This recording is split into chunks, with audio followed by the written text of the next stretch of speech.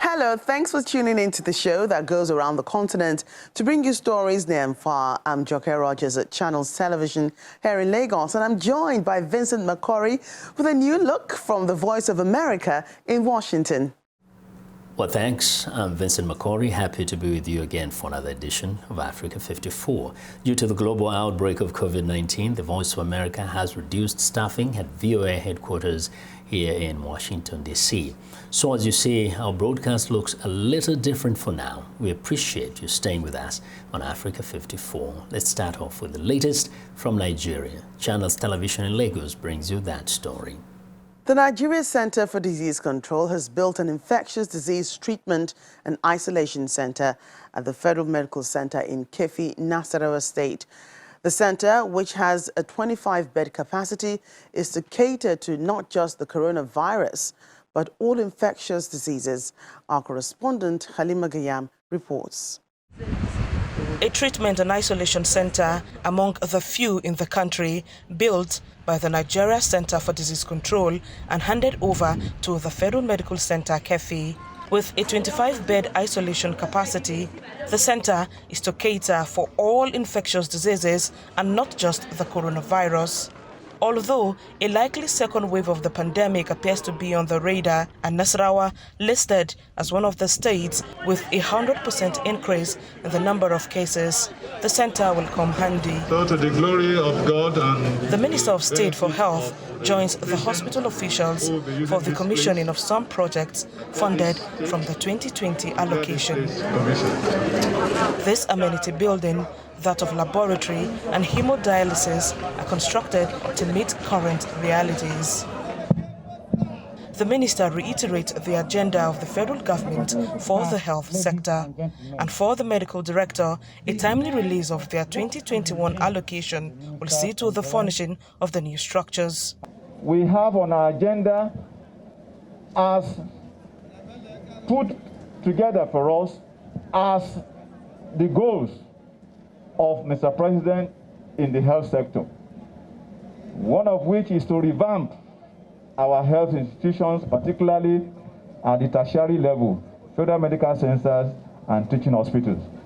And of course, the primary health is also very important.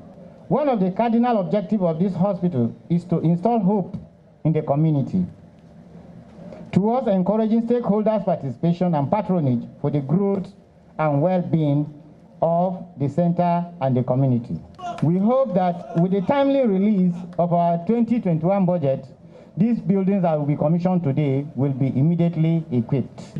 More projects are being embarked upon by the hospital, all to expand capacity and ensure effective service delivery in line with the federal government's objective of upgrading health institutions. Halima Gayam, Channels Television News. Let's get more on this story from a medical practitioner, Dr. Bukola Asoro. Thank you for joining us today on the program. Thank you. So Nigerians are being warned against a second wave of COVID-19, and indeed we're seeing daily increase in cases, every day. What kind of role do you expect this new infectious disease center to play? This is very difficult to say. You mean the impact of these infectious disease centers, which is being introduced. Actually, it is not a measure of the impact. It is about the capacity it can take. It's a welcome idea, don't get me wrong, but I feel it needs more funding so that we can achieve its main purpose, which is the management of moderate to severe infections of COVID-19 infections in Nigeria. And as we all know, our health infrastructure and equipment levels in Nigeria is not strong enough to support a sustained national response to COVID-19. So the health minister says Nigerians should expect a vaccine by the end of January, but there's no certainty of which exact vaccine brand it is. What do you think about this, especially because many Nigerians are skeptical about taking the shots with no orientation about what to expect? Yes, I understand the fear experienced by most Nigerians, even amongst the health practitioners. People are worried that will this vaccine be effective? There are so many rumors about the vaccine. But I would like to say that vaccine is just like a medicine. People are like to have side effects from vaccines. But right now, I think the only solution to COVID-19 infection is us accepting to take the vaccine. And side effects are expected. For example, like pain from injection sites, muscle aches. Some people can even have severe side effects. We should also help the scientists and those who have developed this vaccine to make more research on how to improve. It's a welcome idea which has come into place in a very short time. We know how long it takes for vaccine to come out. For example, HIV vaccine is not out, but COVID is out, so as to reduce the spread of this virus and save the world. What can the government at all levels do differently to curb the spread of COVID-19 this Yuletide season with religious activities, parties and recreational events that come with a festive period? Yeah, this is Christmas season. People want to go to parties. Families are coming from abroad, far from there. People want to go to the villages and everywhere to meet with families and friends. Fine, it's a good idea. But I feel we should, parties, churches, religious organizations, to be specific, need to accommodate based on the laid down COVID guidelines. Our transport system, for example, the BRT, shouldn't take more than its capacity according to COVID-19 guidelines. We should also push on social media, talk to people that there's a second wave coming. People are dying from COVID-19. People need to be aware. We need to continue talking, just the way we're saying it now. Many people, as you've just mentioned, they are still flouting the protocols like the wearing of masks and keeping the social distances. What else, can be done to ensure compliance with these rules, seeing that people are not really complying too much to, what's laid down already? Even in developed countries, other developed countries, people flout these rules. They're not following the guidelines. So I feel everyone, every individual, you and I, need to take it as on an individual level to ensure compliance. If you see someone not wearing the face mask, talk to this person. When we tell our friends, we tell our families, we tell a stranger, anybody you meet, please, can you wear your face mask? You're saving. It will help.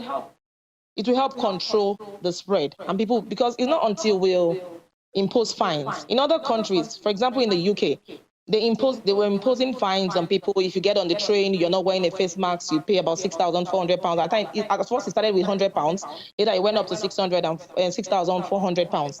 But still, people are still flouting the rules. So I think everybody should take it on individual level. Right, thank you so much for your thoughts on that. Medical practitioner Dr. Bukola Asoro, thank you for joining us today on Africa 54. Welcome back to Africa 54. I'm Vincent McCory in Washington. Wood and charcoal burning account for 50% of household energy consumption in Senegal, contributing to air pollution and deforestation. To reduce ecological damage, an association called Nebide, which means tree in Wolof, the predominant local language in Senegal, hires villagers to produce biochar. Estelle Janjo reports from Dakar. Half of Senegal's households rely on wood or wood charcoal. To combat air pollution and deforestation, a cooperative of women produce biochar, an energy source made from straw. They burn it and mix the charred straw with clay and water. The end result is a carbon-neutral organic charcoal that does not involve chopping down trees. The mixture is pressed and stored, resulting in about 150 pallets of biochar per day. The initiative is diversifying the economy of a rural region where many eke out a living from livestock and fishing. First of all, this biochar protects the forest, it protects our homes, it protects our supplies, it protects women.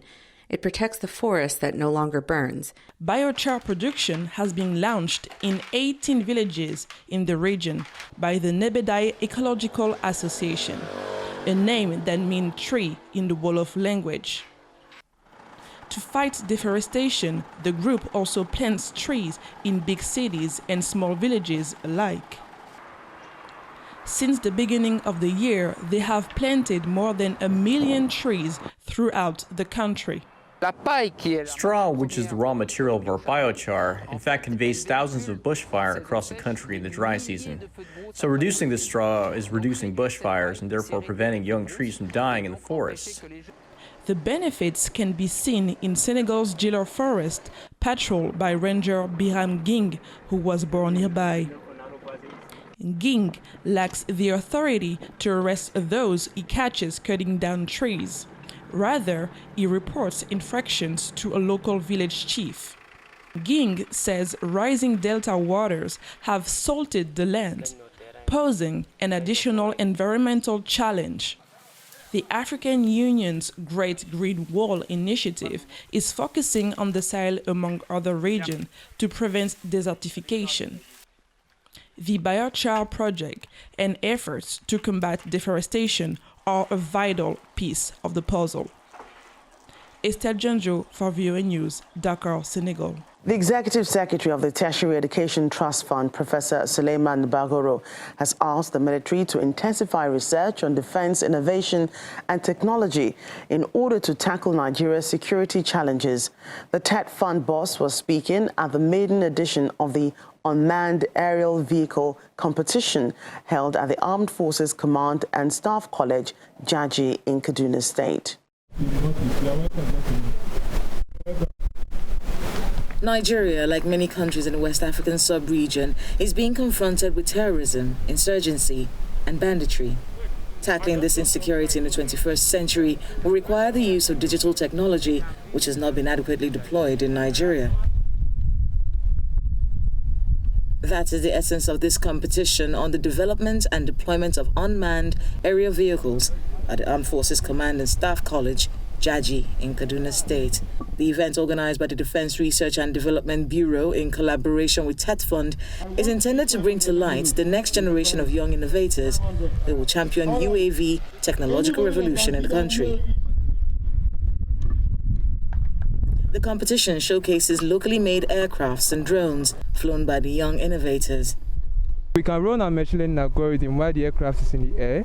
So since we can fly autonomously from takeoff to landing, we can forget about the aircraft, in quotes, forget in quotes, and focus on mission, which is we can use our machine learning algorithm. It will merely tell us who is in the field, what direction they are headed, what tools they are with, and all of that. Nigeria presently relies heavily on foreign military hardware for its defense needs. Boosting the country's local defense capabilities will require strong collaboration, such as the one forged here by TET Fund and Nigeria's Defense Intelligence. When I returned from my disengagement last year to TET Fund, we moved the research grant total sum from 3 billion initially to 5 billion. 2019, this year we move it to 7.5 billion. We are hoping to move it to 10 billion from next year. It is evident from the projects we have just seen that the nation's youth are making the very giant strides towards research and development.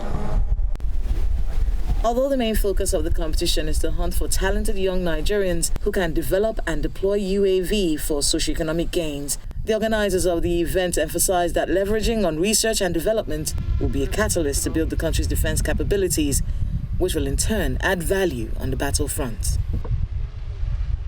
It's time for a short break. As we do, we remind you to visit our website, channelstv.com, for news and programming around the clock. You can also find us at youtube.com/channelsweb. Still to come on the program, gender-based violence in Egypt, sparking the Egyptian Me Too movement. 2 high-profile sexual harassment incidents come to light. I'm Vincent Makori in Washington. Farmers in Botswana's Chobe region have struggled to protect their crops from elephants, but a local conservation group has developed a toolkit to safely repel the giant mammals and prevent farmers from killing them. Mkondis Dube reports from Chobe, Botswana. Botswana's Chobe region has nearly 33,000 elephants, a quarter of the country's total, which accounts for nearly half of all elephants in Africa. But while the growing population is a good sign for conservation and attracts tourists, the elephants are a nightmare for farmers like Chibeya Longwani, who says they ravage his crops. I would say it was much tight due to animals were just coming rapidly and coming to destroy. The government was trying, but it was not much enough so that I can stay sustained and even to make life out of it. Farmers try to drive away elephants by banging pots, burning hot peppers, or in some cases killing them. Conservation group Elephants Without Borders rescues orphaned calves but wanted to prevent the deaths. So the group built a toolkit that uses the animal senses to repel them safely. When we say senses, we mean we're targeting a different sense of the elephant, just like we have. So smell, touch, sound, and taste. The device called EleSense is solar-powered to make it easier for farmers in remote areas with poor electricity. It uses an organic oil repellent, motion sensor alarms and lights, and electric wires. Farmer Longwani says it has helped save his crops. Ever since I put the electric lines, I haven't had any damage up to now. So far, close to 100 farmers in the Chobe region are using EleSense. From the feedback, most now prefer it as the traditional methods are not 100% effective. Botswana has an elephant population of more than 130,000, making it likely that more farmers will adopt the new device. Mkondisi Dube for VOA News, Chobe, Botswana. In North Africa, a 22-year-old Egyptian student, Nadine Ashraf, has sparked the country's Me Too movement after exposing 2 high-profile sexual harassment incidents. My name is Nadine Ashraf, and I'm the founder of Assault Police. When Cairo student Nadine Ashraf started an anonymous blog to expose sexual harassment in her inner circles, the 22-year-old never knew it would spark Egypt's Me Too movement. I had this idea, and as a student, I didn't have a voice in the media. I cannot change the legislation. So the first thing I thought about is social media. I wanted to express myself and have my voice heard by the people. She's been selected as part of BBC's 100 Women of 2020. So far, she's exposed 2 high-profile sexual harassment incidents, and her blog is now a voice for hundreds of women across Egypt, a country in which in 2013, a United Nations survey suggested 99% of women experienced harassment. I wanted to expose someone who I know had committed the crime of sexual harassment, but everyone believes it's a shame to talk about this in our Arab society. I was so tired and annoyed that I had to do something about it. Ashraf's first case was when she anonymously exposed a student from a wealthy background, Ahmed Bazam Zaki, who was later jailed and is currently on trial for sexual assault. That case prompted the government to approve a bill to better protect the identities of women of sexual assault to encourage them to come forward. But when she later published a second high-profile case, she received death threats and had to suspend the account for weeks, only to later reopen it and reveal her identity. The problem is about the way we look at women. We never take crimes against women seriously. Because the blog followers continue to increase, messages from sexual violence victims increase even more. I believe that I did something good, but it should not stop after the arrest of just one person.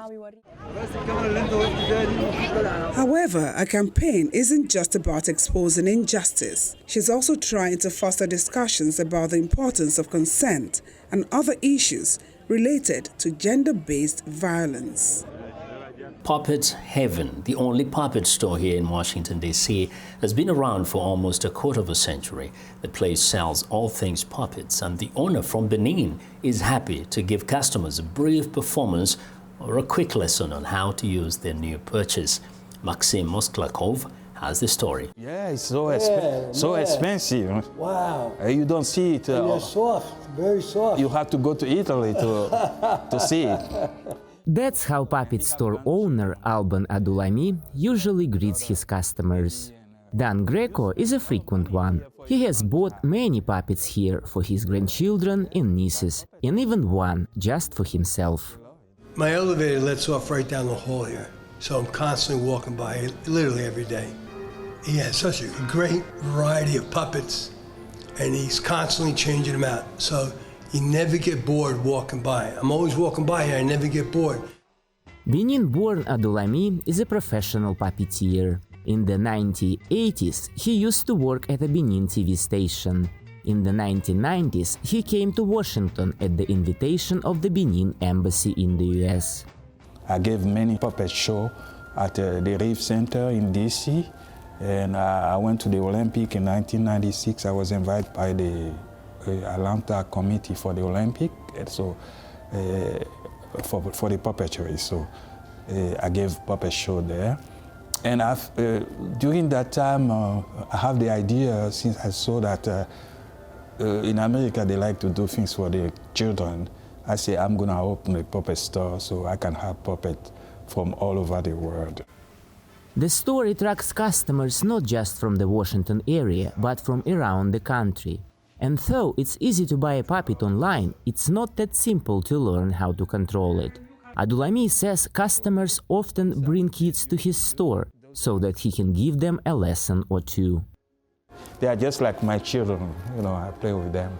And I enjoy, show customers, especially children, and how to use it, because the children are the future. So this is used to be a type of arts in Europe, in Africa, all over the place. But it's kind of dying.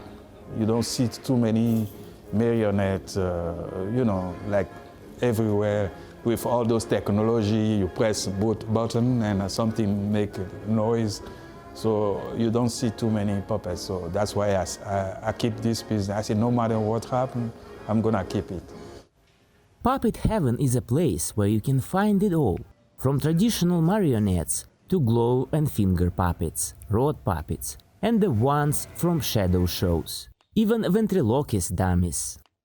All puppets have stories to teach children, whether police, whether nurse, whether all kind of puppets have a role in the society, so to teach children.